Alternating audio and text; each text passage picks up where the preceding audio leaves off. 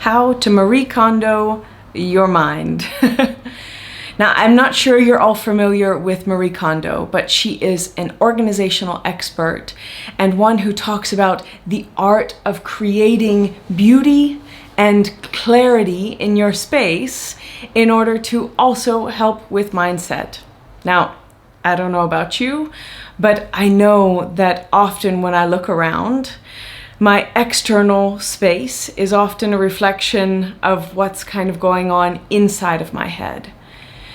And there's one concept of hers that I truly love, and it's about the art of letting go. She uses the example that sometimes maybe you might have bought a shirt, and on the hanger in the store it looked so amazing, and you thought, I'm going to do it. I'm going to buy the one with the wild flowers, and I'm going to be quite brave and bold and wear this shirt out in public. And 2 years later, it's hanging in your closet with the price tag still on. And there's something in you that can't let it go because you think, I can't believe I've never worn it. How could I possibly let it go? And she has a 2-step process that the first part is to recognize and appreciate the object for what purpose and what beauty it served previously in your life. So when you saw it, thank you for bringing me so much excitement and joy when I saw you on that hanger.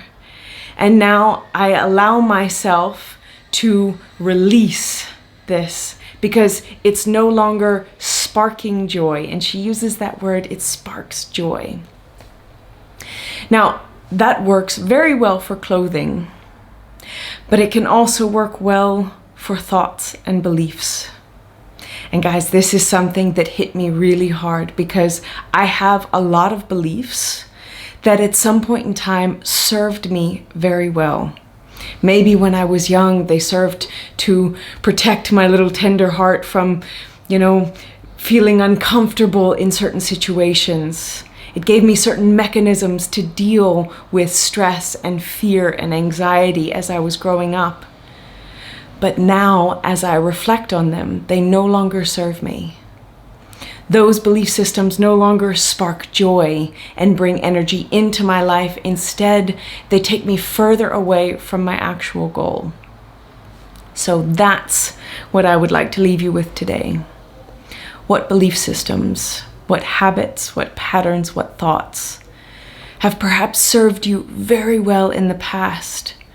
And how can you be grateful and say thank you to that habit or that pattern, that thought or belief? And also then say, I see you've served your purpose, and now I can let you go.